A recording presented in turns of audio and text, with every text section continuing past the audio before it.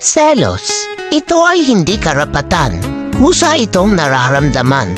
Maraming uri ng selos, ngunit pare-pareho ang pwedeng kahinatnan. Maaaring pagmula ng away, tamang hinala at kawalan ng tiwala.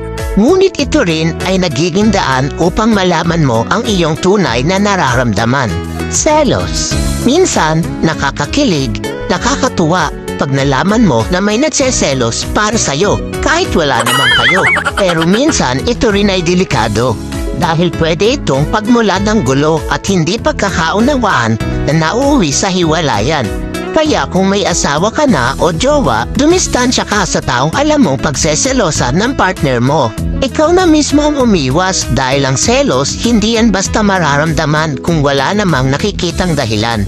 Pero paano kung nagseselos lang nang wala naman dahilan? Ang tawag dyan, abnormal.